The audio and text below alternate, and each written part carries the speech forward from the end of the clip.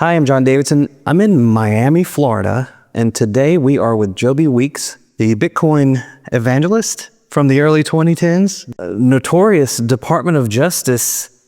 What would you call yourself? A rebel rouser. Oh, that's my kind of people. Yeah. We're going to cover a lot of Joby's story, but first we're going to watch a quick video that we put together that sort of explains his story and why he's here and what he's been through. In 2010, when Bitcoin was worth less than $1, Joby Weeks saw a future in the digital currency. In 2015, he became a computer hardware vendor and promoted an organization called BitClub, and Joby sold the group the computers and hardware they needed to put servers all over the planet.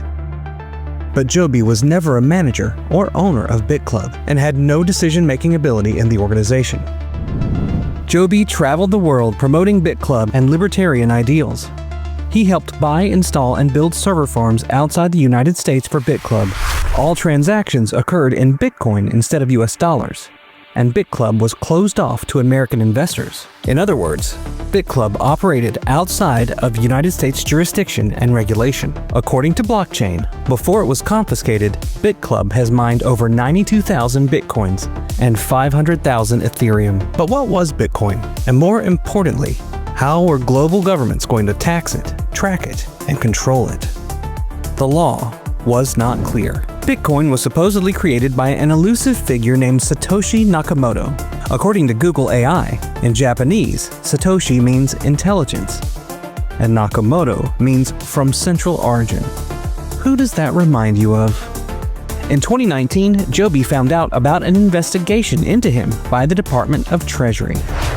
With the help of contacts at the CIA, on April 19, 2019, Joby met with a Department of Treasury officer, offered information about BitClub, and explained his issues with BitClub leadership. The Treasury officer's notes indicate Joby had no control over BitClub and wanted to help the US government catch hackers and international criminals. In December 2019, due to the actions of the owners of BitClub and an overzealous Department of Justice, Joby Weeks was arrested by the United States government, locked up in various prisons for 11 months, and put in a situation where it was either confess to a crime he didn't commit or spend the rest of his life behind bars. At that point, Joby had amassed nearly $500 million in digital currency. Despite no valid reason to do so, agents of the government took Joby's Bitcoin wallet, denying him the ability to legally defend himself properly. The crux of the government's indictment of Joby is strange. The indictment shows Joby told BitClub users to use a VPN, which is simply smart security advice. In his meeting with the Treasury officer, Joby discussed being hacked by a transsexual Filipino hacker who took over $20 million from him. Clearly, security was important. Another section shows emails and messages where he demanded more transparency from BitClub management. And the Department of Justice's smoking gun against Joby? In a communication where Joby was negotiating new server purchases with the owners of BitClub, he stated, "We can't just sell people mining hardware in BitClub and then not use the money to buy equipment. It's not right. BitClub makes 20% regardless of the price." Under tremendous duress and increasing pressure from the government's targeting of digital currency, Joby was denied bail, his right to a speedy trial, and states he was tortured until he took a plea deal, which included a crime he wasn't even indicted for: tax evasion. Once out of prison, he was placed under house arrest. Due to the nature of his coerced plea deal, Joby fired his attorneys, filed countersuits against the government, and asked a federal judge to revoke his plea. We reached out to Amjad, the Treasury officer who met with Joby, for comment and received no response. For 5 years, Joby has been under house arrest, denied access to his lawfully obtained funds, and trapped in his own home with no access to the internet, a computer, or a cell phone. It's one of the most egregious violations of due process and civil rights we've ever seen, and a perfect example of the kind of lawfare exacted on citizens through government overreach. Now, Bitcoin is worth nearly $120,000 per coin, meaning the US government not only robbed Joby of his wealth, but when it cracked down on BitClub, the US government also seized the servers that investors had purchased to mine the currency. how many BitClub investors were defrauded, not just by the actions of BitClub's owners, but by the federal seizure of servers and assets. I recently met with Joby Weeks in an interview on a very important day in his life, the day his son was born. This interview is significant not just because of the crimes against Joby, but to highlight problems in our government we need to fix. Presenting the trials of Joby, a BrokenTruth.tv exclusive interview.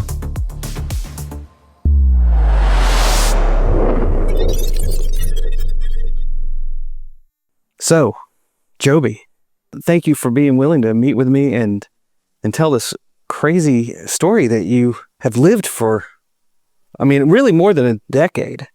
But the last 5 years have been tremendously horrible from what it looks like. So tell me about it. Not all horrible. Today was a great day. My son was just... That's true. That's right. Mary King Sinclair Weeks. That's incredible. He was born at 2:22 p.m. and 22 inches long or tall. So a pretty big baby. Wow. And so here we are at the hotel or the hospital. There's a hotel side of the hospital. We're just staying here for mom to recover. Yeah, we're at it was at Mount Sinai in Miami Beach. Here in Miami. It's pretty. It's the most beautiful thing. So now you are under house arrest.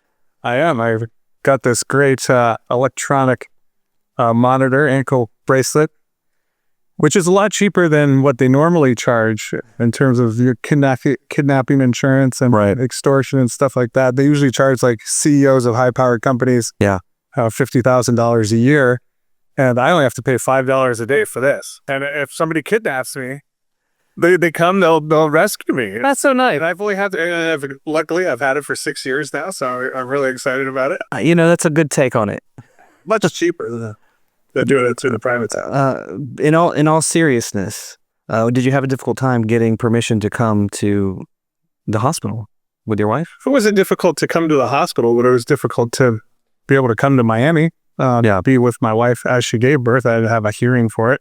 They had put me on house arrest at my parents' place, and I love my parents, but after over a year on house arrest there, it was time for a change of location.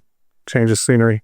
And my wife has family here in Florida, so she came down here, and thank God Judge Hammer granted my request to join her and be here for the birth of my son. And so here we are now. We haven't slept since Friday. She was in labor from Friday, gave birth on Sunday. It was like a long time. So just hanging out with mom and the baby, and I'm glad you were able to come down and say hi. When I learn more about your story and really get invested in it, the part that kind of bothers me is the lack of transparency in the federal government's case, the refusal to do discovery, right? Isn't that a thing? Can you explain that? Yeah, there's a lot of problems. In America, according to the Constitution, you get indicted, you get arrested, you get bail, you get a trial, and if after trial you're convicted, then you go to jail. Yeah. But due process, that's what it's called. Sure. But in my case, I was indicted, and then I wouldn't turn over my Bitcoin because I figured I needed Bitcoin to hire a lawyer, pay for bail, all that stuff. And so it was perturbing to the agents there who then, I guess, wanted to take revenge because I ended up for 11 months being bounced around the country from jail to jail to jail to jail and state to state to state. My family didn't know where I was. Every time they found out what jail I was off to a new jail. And so when you get bail denied and a trial denied and 6 years later, you've never been convicted of a crime yet, you're still wearing this ankle bracelet. I can't go anywhere, do anything, have a phone or a computer. I can't have a bank account, use crypto, have a job, go to church or the gym, and now I'm doing 2 drug tests a week when none of this has anything to do with drugs. Right. I just feel like some might consider it leftover lawfare from the Biden regime. Well, yeah, I mean, you started this really started in 2019 under Trump, and then the Biden regime, I guess, kicked it into overdrive. Well, back then, Trump won his first term. I don't think very many people really understood what Bitcoin was back then. There wasn't a Bitcoin strategic reserve, or it wasn't Goldman Sachs and BlackRock doing it, Yeah. The a lot's changed in the last 6 years. And so I can understand the hostility. Not a lot of people knew about it. I still don't really get it. Banks, I mean, it's a serious threat to the banks. It is. Because why would you want to take 2 hours to set up a bank account, have all these fees and frozen accounts, and the money gets worth less and less and less and less every day? Inflation is theft, inflation's a tax, right? Sure. When you could have a currency that's instant, global, pop, pop, pop, gets more and more valuable every day. There's only going to be 21 million Bitcoins. When I got into Bitcoin, it was 85 cents. Then I watched it go to $10, to $100, to $1,000, to $2,000. Now it's $100,000. Yeah. You know? Sure. So it just gets more and more valuable as more and more people start to use it. Just like anything. I mean, Facebook, if there was only 2 people using Facebook, Right. it's not very valuable, but you got 2 billion people using it. Now you got a valuable company. Yeah. It's just the same with Bitcoin. The more people that use it, the more businesses that accept it, the more valuable it becomes.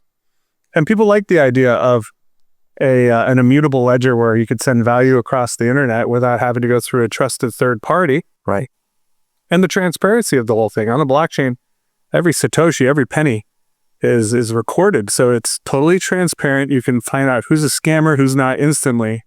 And, the amount of time that it takes to send a wire from Japan to New York, I could do thousands of Bitcoin transactions. Sure enough, it'll close Bitcoin on Saturday and Sunday, Right. and holidays. It's very confusing. Digital currency is still confusing to a lot of people. Not as anywhere like it was, though, in 2013, 2014, 15, 16.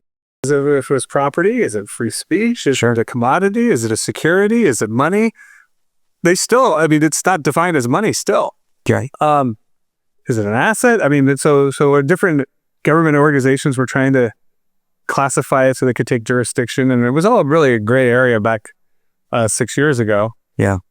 And my thought is, as always, this: in times of change, the learners inherit the earth, while the learned find themselves beautifully equipped to deal with the world that no longer exists.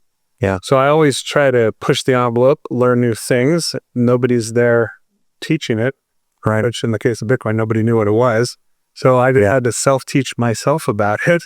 Right. And I'm just kind of a doer. Instead of having somebody have to drag me across the finish line, I just go out and figure it out myself. I've always been like that. I've always kind of been ahead of most of the trends. Yeah. And so this one was harmless. It's just setting up a data center. Buckminster Fuller said it best. He said, don't challenge the status quo head on. Just invent a better system, and then the market will naturally shift, and you don't have to be at battle or at war with anybody. Yeah. And if made it like Ron Paul always said, in this Free Competition of Currencies Act and Pillars of Prosperity and Liberty Defined and A Foreign Policy of Freedom and Audit the Fed and all these books he wrote, it was a great influence on me.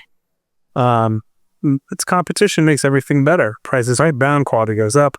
Only under a monopoly is there no innovation because there's no incentive to compete. Yeah. And it really concerned me, being a son of a economics and a history teacher. My father is an intellectual.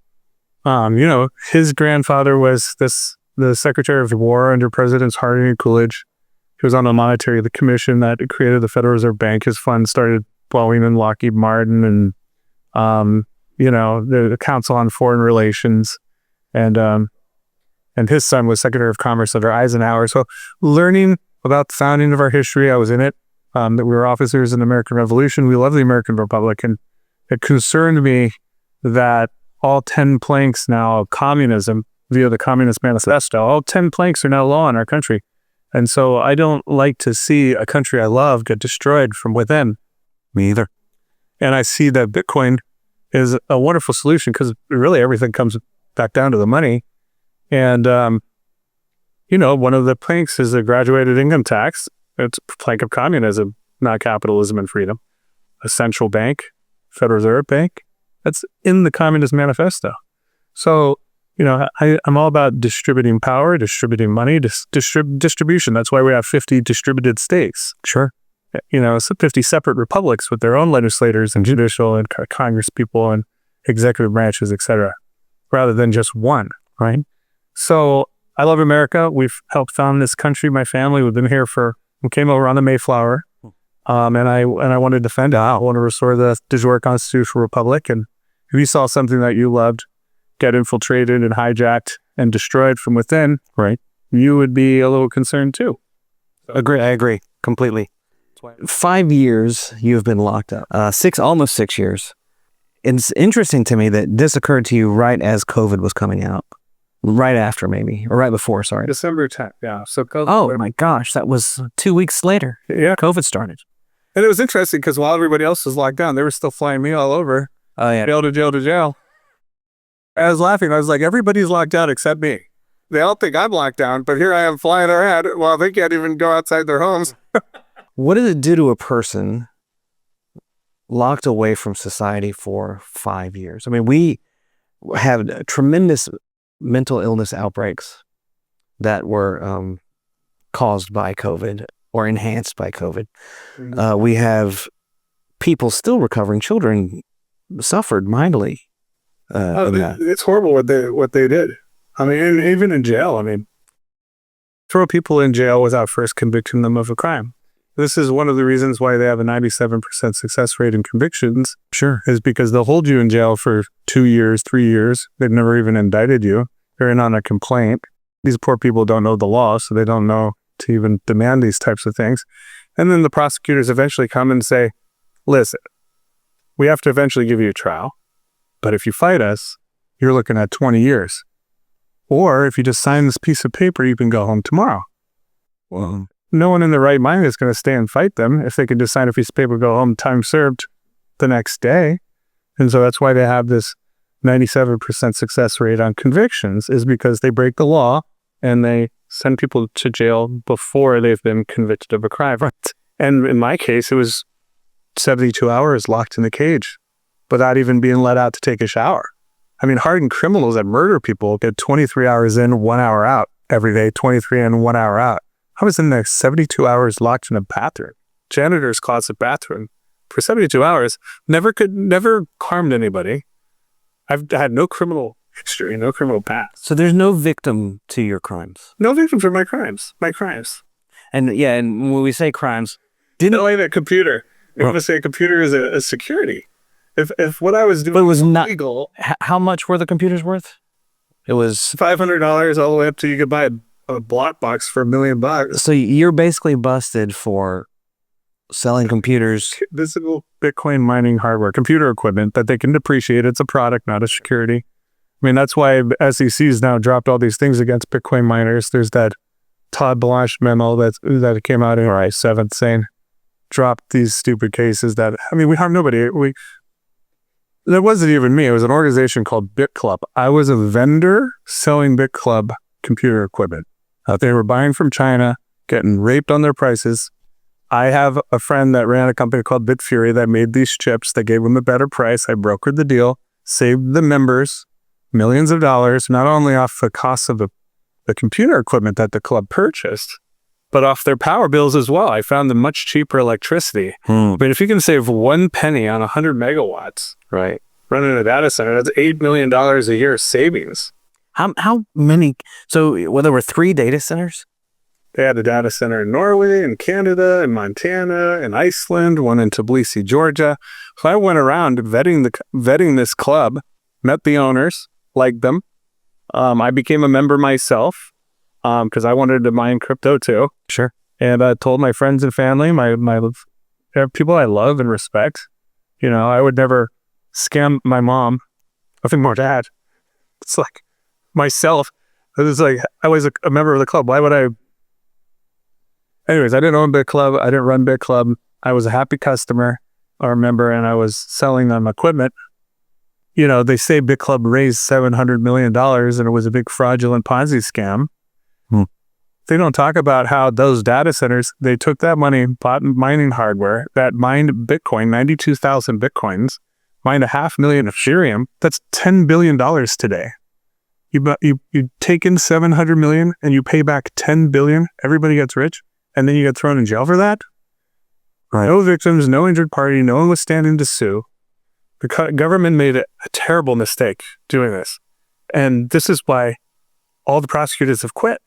We've gone through 4 U.S. attorneys. There's no one left. No one's left. The poor judge is sitting there holding the bag, looking around. Where'd everybody go? And they've had 33 continuances now. 33 continuances. 6 years? If we were doing what the government says we were doing, they would have taken us to trial, shown the evidence, and thrown us in jail legitimately. They can't even take us to trial. It's crazy. For something to be a crime, you have to have a victim. Right. If there was fraud, who is the victim? If a computer is somehow magically a security, where's the victim? It's not a crime. Well, the victim seems to be the central banks. Yeah. Well, that's not a victim. There's civil statutory law, and then there's common constitutional or criminal law. Sure. For criminal law, you have to have the victim. Now, in civil statutory law, there's infractions, there's code violations, but they're not actual crimes because there are no victims. Sure. Whether Bit Club filed a piece of paper or not doesn't automatically create a victim, you know? And so the idea is, I just think that this has been an overreach of jurisdiction. And then, you know, if a guy in China tells somebody in Japan, hey, you should buy some Bitcoin mining hardware from Bit Club, how does the United States government feel like, where do they get the jurisdiction to tell a Chinese guy, the Japanese guy, whether they can do business? They're not using dollars. It was Bitcoin in, Bitcoin out. They didn't touch the U.S. financial system in any way. Bit Club didn't allow U.S. citizens to join. They blocked U.S. IP addresses. They weren't a U.S. company. And it was a private membership association. So, I mean, I think that's probably why. Oh, it's a PMA. Prosecutors bail, they jump ship. And so then they get new prosecutors. They look at this thing and they're like, I'm out of here. And then they get new prosecutors. They look at it, I'm out of here. And it's been going on like this for 6 years. I have no idea what the record is for how long they've been able to keep somebody on pre-trial release, pre-trial with an ankle bracelet on. Was there concern that you would flee the country? Of course. That's what they said. They brought no witnesses, and attorneys can't be witnesses. I brought witnesses that says that I wasn't a flight risk. I got Ron Paul to write me a letter to the judge. You know, your first daughter, your only daughter, Liberty, was born in 2019? 2018, October 22nd. So you had a 1-year-old. I had a 1-year-old that learned how to walk and talk without me. And you would flee the country to... Yeah, plus they wanted $2 million down for bail. Why would I give up $2 million, have them hunt me? And why would I do that? And now 6 years later, they still have this on. I'm like, I'm obviously not a flight risk. I have friends that have private jets. I'm here in Miami. If I was a flight risk, I could get on a yacht right now and gone I'd be. Right. Get on a plane, gone I'd be. I'm not, because I want my money back. I want my name. I wanted to be vindicated. I want my reputation to be repaired. And so it's hard. They say truth is treason in the empire of lies. It's hard to be right when the government is wrong. It's dangerous to be right when the government is wrong. And it's not really even the government. The government's just controlled by the banking cartel. Sure. And when you have this monopoly on money that springs into existence out of debt, meaning that if the national debt was paid off, there wouldn't be a dollar left circulating, but we'd still owe the interest because all the money that's created and enters our economy springs into existence out of debt. You can't pay off debt with debt. You can only discharge debt. You can't pay principal plus interest if only principal exists. It's like a game of musical chairs. There's 12 people going after 10 chairs. It's about that mathematical impossibility to pay off the debt. Right. So we're in this situation. Most all the countries of the world have been captured, right? And so, you know, what do? You come out with a currency that springs into existence not out of debt, but out of proof of work, right? Like a Bitcoin or Ethereum or Dash or Zcash or Monero or any of these other ones. Of course, you're going to look at that as a challenge to your monopoly. And you know, truth comes in 3 phases. It's not believed, it's ridiculed, it's laughed at. Then it's violently opposed, and then it's self-evident. I ended up being the nail that stuck up a little bit higher, got harsh, right? And it was at the violently opposed stage. But here we are, 6 years later, it's a new America. There's a new leadership under Trump. And so you had some challenges with your legal team, and ultimately you fired them. Is that correct? Yeah. And then after spending 5 years, just you and a lot of law books. Yeah, they forced me to become a lawyer, basically. I mean, if I can't watch TV, well, I can't watch TV as long as I'm not holding the remote control. Sure. Because I get bail violated. I mean, they've tried to bail violate me 4 times now since I've been out on bail. First time I got I got home an hour early from the airport, but because on my way home, my dad wanted to have me stop at a steakhouse and find me a steak. Since it'd been 11 months since I had a steak. Sure. They tried to literally throw me in jail for that, even though I was home an hour early. So stupid things like that have been going through. You're living in hell because of a steak. I think, Roosh, can you tell me about the steak? It was a great steak. But even when I got here to Miami, they're like, oh, you need to do 2 drug tests a week now. I'm like, my case has nothing to do with drugs. Right. And for the first couple days, like literally this ankle bracelet went off every 10 minutes. Buzzing, yelling at me, beeping. I hit it a couple times and stopped. 10 minutes later, buzzing, beeping, yell at me, hit it, stop. Imagine 3 o'clock in the morning, 3:30 in the morning, 4 o'clock in the morning. Sure. 4:30. I can't get the thing off my ankle. And it's buzzing every half hour or so. For days. Okay. This is happening to me. Now, I've forgiven them. I can't have, like, it's impossible to get into my brain to make me feel depressed about anything. I choose how I want to feel. I choose to ground and release and surrender and just emanate love. I've already forgiven everybody already. So you cannot make me upset about anything. I will always laugh about this situation because of how absurd it is. So the more absurd, the funnier it is to me. It is sad that when you turn $700 million and you give $10 billion back, that when you Google yourself on the internet, it makes it look like you're a criminal. Right. I mean, so, and that, my lawyers, these guys don't actually know the law, and they're the highest paid famous lawyers. And they're all just professional clean negotiators. Right. They don't go to trial. And so it was really frustrating, but because I'm not allowed to go anywhere or do anything, I could sit there and read the law. And that's what I did. I read 30,000 pages of law. And there's 250,000 pages in the statutes at large. Tell us 1 to 50. Right. So, if you read for 10 hours a day, it'd take you 10 years to read the law. Just federal. 10 years. At 10 hours a day. Do you know a lawyer that's done that? A judge? Prosecutor? None of them know the law. No. And so then they get mad at me when I read the law and I read the definitions and I figure out that they don't know what they're talking about. It's kind of like these doctors. They don't know how to cure anything because they're not supposed to know. They're all compartmentalized. It's above your pay grade. You're on a need-to-know basis, right? Sure. So the lawyers, the same thing.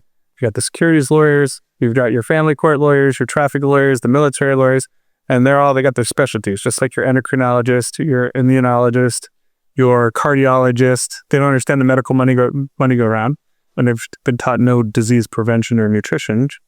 All they've been trained to do is give drugs that go to treat symptoms, get off insulin, install arthritis, or insulin, install diabetes. Yeah. Celebrate arthritis, get off Clarinex, install allergies. The joints go to fix the root cause of why you're sick in the first. Of course. So the lawyers are like the doctors. And so what do? You have to fire them after a while. They literally took $3 million from me. They won't even give me back my retainer. I'm actually having to sue after I fire my lawyers, they're supposed to give me the retainer back. They don't even give me back my retainer. Criminals. Total criminals. Those things, how do you feel about them now? I mean, obviously you feel the way you feel and you're allowed in the First Amendment, theoretically, the right to free speech. When do you realize that you're jousting against windmills? Well,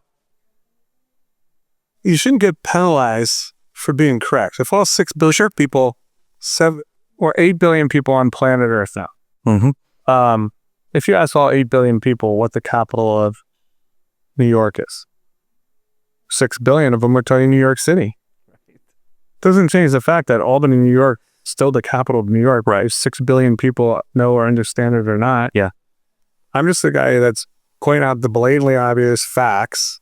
Albany is the capital of New York, not New York City. Of course. You can't get mad at me for that. Just because you were compartmentalized and nobody told you about it, just like most of us are all compartmentalized. I mean, I was told that George Washington was the first president of the United States.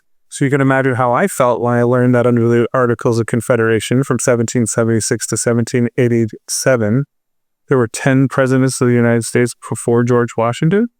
And George Washington was actually our 11th president of the United States. First under the Constitution, but our 11th president. You can imagine how I felt when I learned about John Hanson and Thomas Mifflin and Thomas McKean and Elias Boynay and Arthur Sinclair. Sure. I didn't know about it. I was shocked. Wow. So there's just a lot of things out there. Basically, there's things that we know we don't know, and then there's things that we don't know that we don't know. Right. And so, don't shoot the messenger. I realize I'm not a lawyer.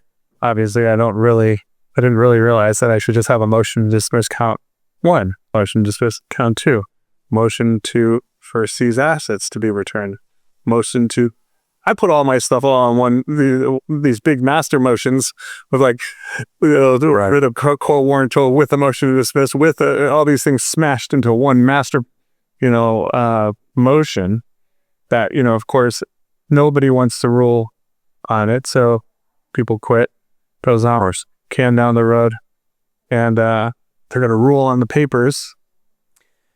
So I've just been sprinkling the docket with more sniper-like requests. Stay focused on one topic at a time.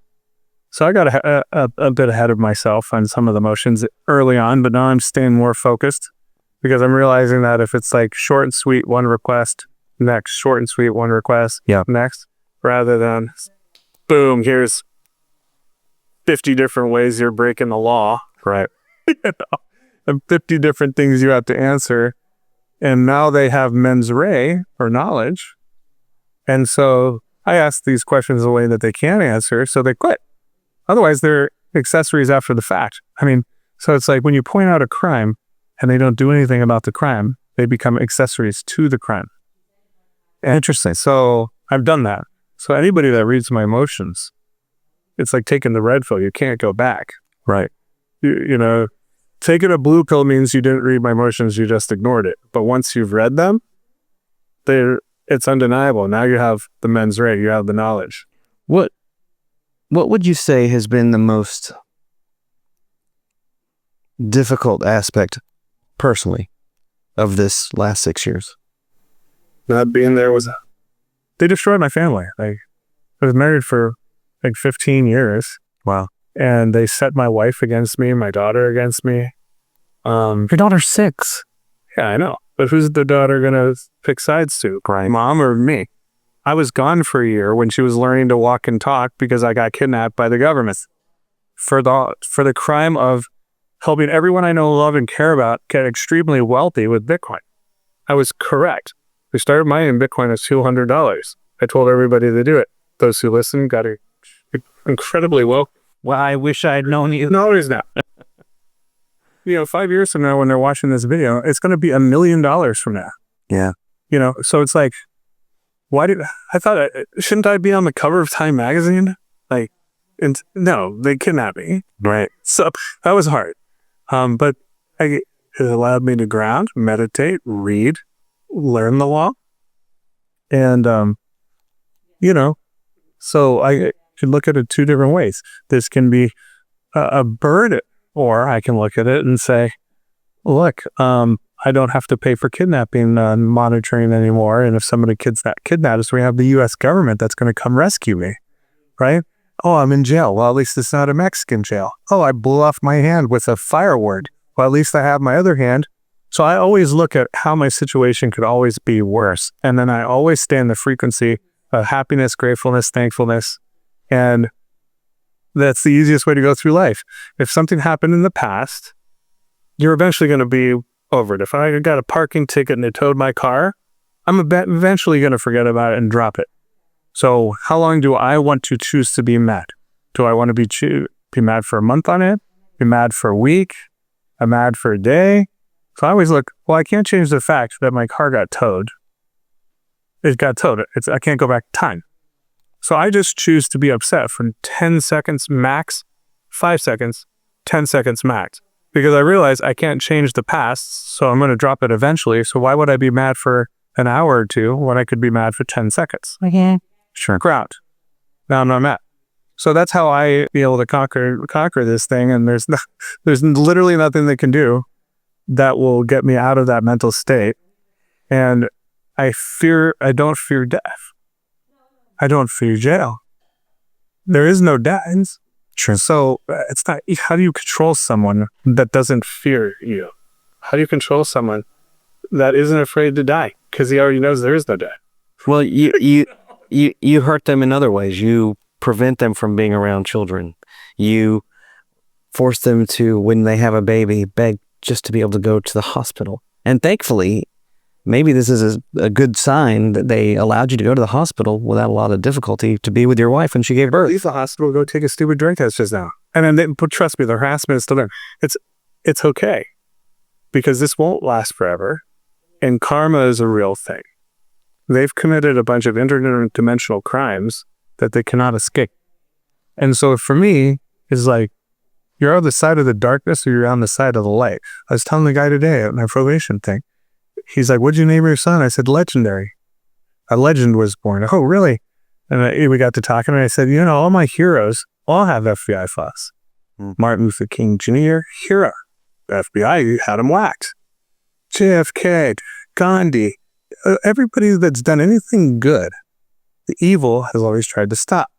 So you guys watching this, are you on the side of the evil or are you on the side of the light? And some people are going to watch this, they're on the side of the evil. Some people are going to watch this and say, yeah, I want to be on the side of... When they read my motions and they realize that they're on the side of evil, they quit. Or their accessories after the fact. And there's literally another crime called a misprison of a felony. So if I show you that a felony is taking place and you're in law enforcement, you're a prosecutor or a judge or whatever, and now you've seen that there's a felony, don't do anything about it. It's a misprison of a felonies, which is a crime.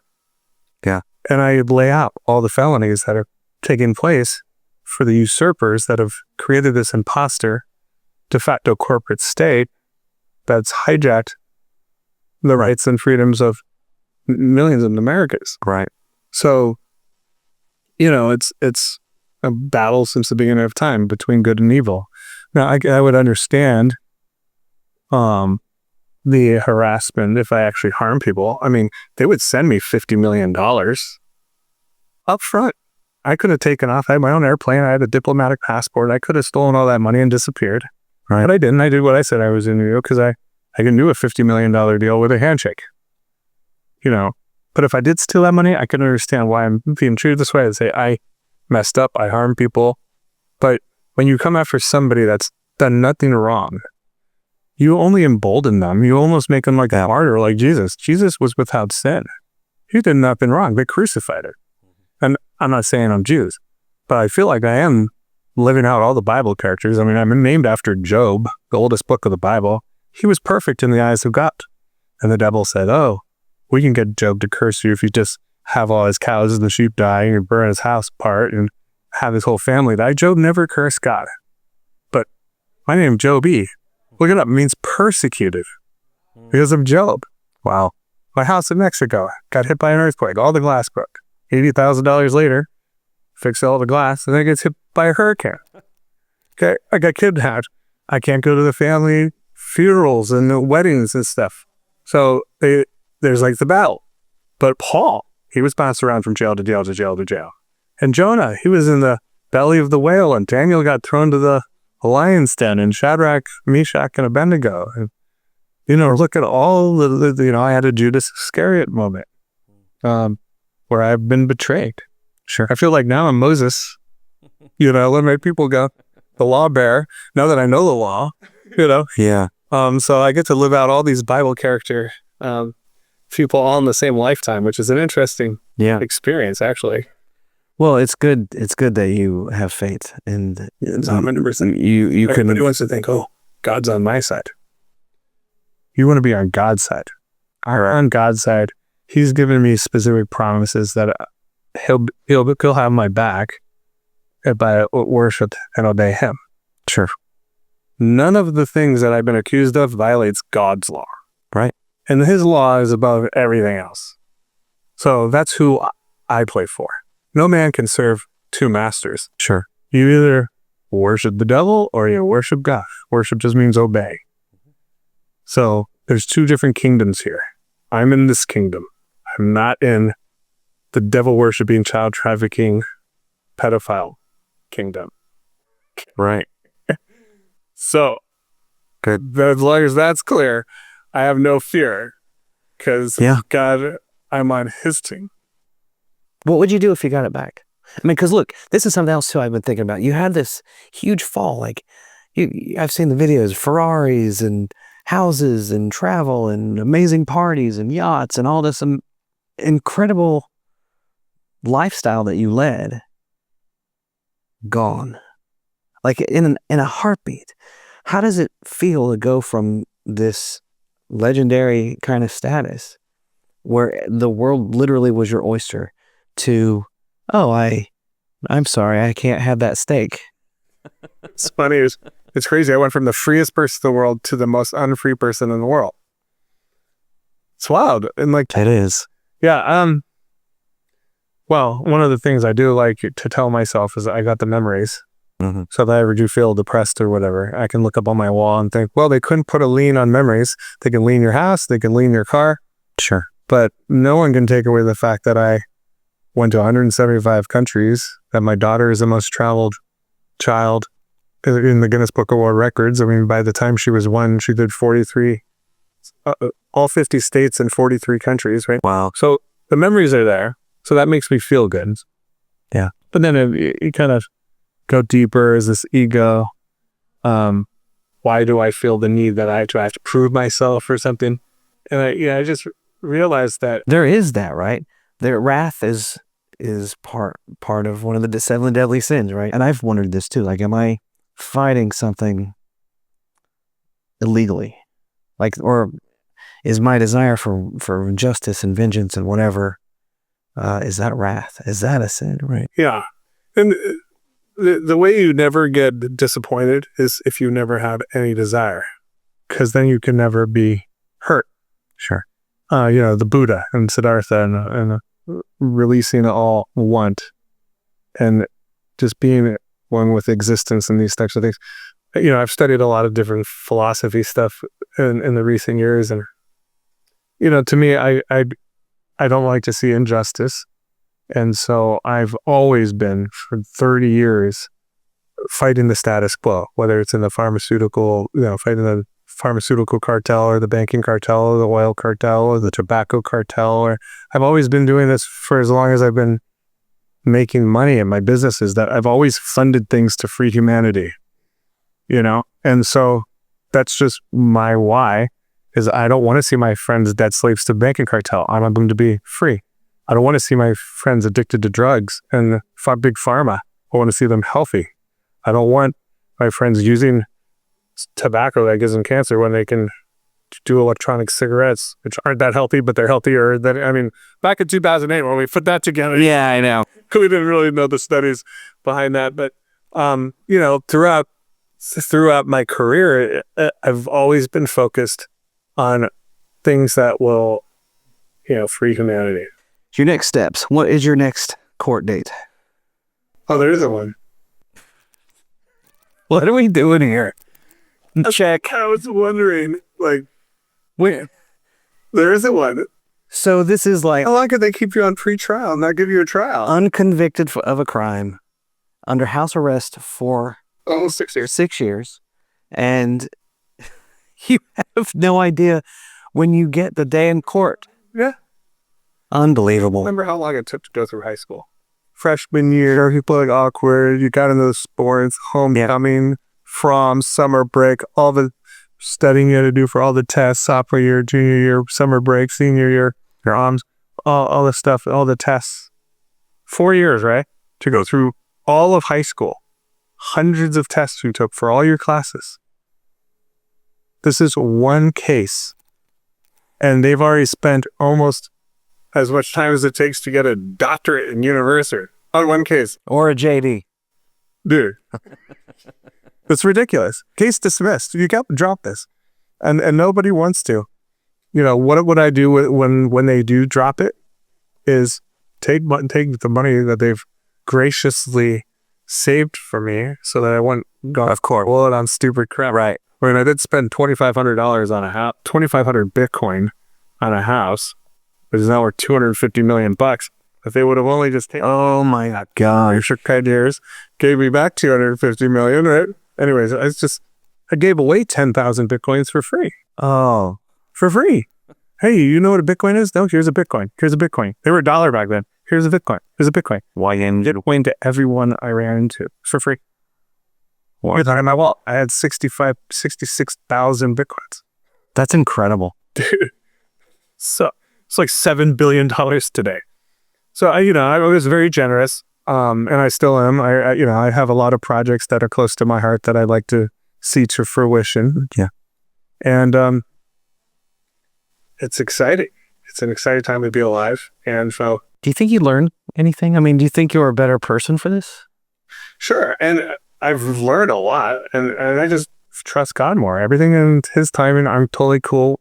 If He wants to be a billionaire, great. If He wants to be broke, great. If He wants to be in jail, great. If He wants to be free, great. I literally don't care. I'm just a vessel. I'm happy to do His work wherever I'm planted. So it's Miami right now, but maybe it's somewhere else a little later. To me, I'm cool with it all. So, there's things that I want to see done. I'm still young. I'm 43 years old, so I got another 60 years. Now it's raising myself. I mean, I'm literally being forced to stay home with my wife, not drink, not do drugs, be with my child. Beautiful spot. Florida is beautiful, and friends. I can still see family, friends. I mean, it's like God's put me in a position so I can be focused on the things that truly matter anyways, my family. Right. Yeah, your story is obviously vastly different than mine, but there was a similar thing in which I had this great life and I had to walk away from it to pursue things that were not profitable. This is not a money-making enterprise, being a journalist and interviewing people and things like that, but it mattered to me because for me, we have our children that we have to protect. And, every generation has its own fight. This is our fight this time right now. But all this censorship, if you're giving a voice to people that have been canceled. If we don't fix all of the mechanisms of government now, by the time our kids are 20 years old, there are going to be microchips. There will be, or slaves. They will have no options. They will have no chance to win their fight. And that's what we're fighting for now, is to give them a battlefield. Yeah. That's been raked over the coals. And so it's great to see who your real friends are, who comes to your rescue, people that help you without any kind of expectation to be paid back. I don't like to take, and that, of course, I've always been a giver, but I think of it like, when people see you drowning, you learn who your friends are by who offers you a handshake or a hand, or who gives you a glass of water. Yeah. So the point is, when you have lots of money, people are afraid, oh, well, you got the private island, the private jet, and the fancy cars, and da-da-da-da. So everybody wants to be your friend. So now you're like, well, which one of these people are just scammers and leeches and parasites and looters and all this, versus who are your real core friends? So I recommend everybody that's wealthy lose it all once or twice. Sure. Just to find out who your real friends are, so you can keep your core circle. That is, I get it. And the average millionaire has lost it all a couple times before they figured out how to keep it. Yeah. So, yeah, it's just part of life.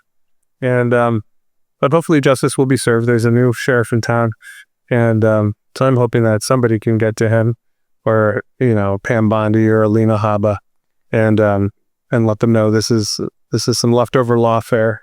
And it's just going back to the whole legal situation that we're in right now.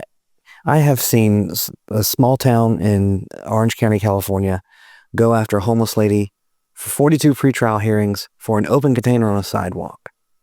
I have seen a woman run over 2 people drunk driving, or allegedly drunk driving, and the second one, they didn't give her a breathalyzer, and they let her thaw out in the car, in the police car, for 6 hours. It's your legal system. Why is this?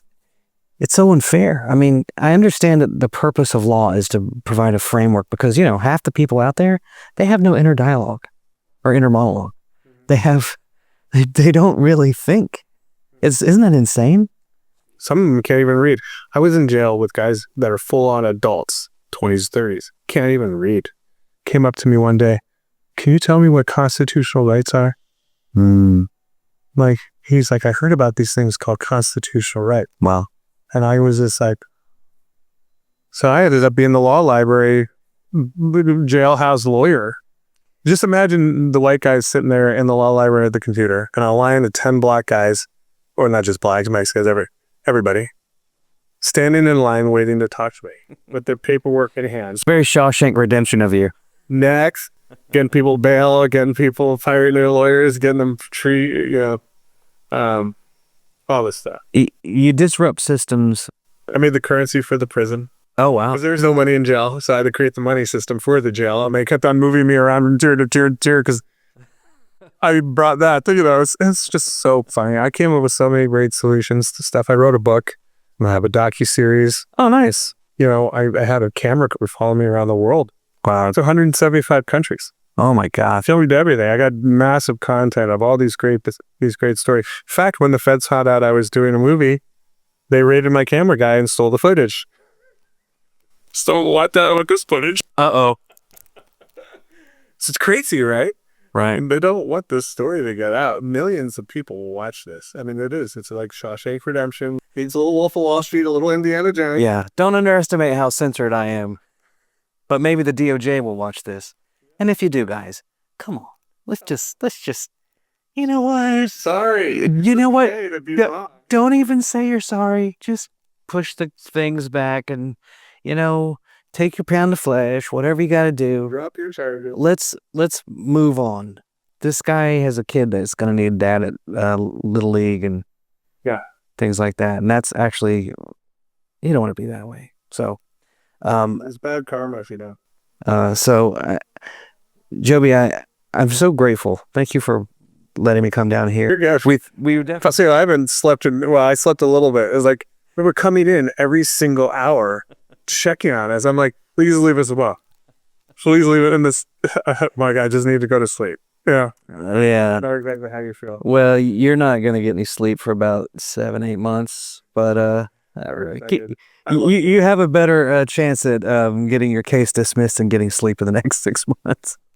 From your lips to God's ears, brother. Joby Weeks, thank you so much for this interview and taking time away from your newborn baby. Yeah. Well, let's go take some pictures of. Oh yeah, definitely. We're up there. We can put him in some of the B-roll. Absolutely. This is video, so. This is legendary King Sinclair Weeks, the one and only, or the first. He wanted to put the first. I'm like, it's an obvious thing. If you don't need to put the first if it's the only. The only. Sweetest little thing. Goodness.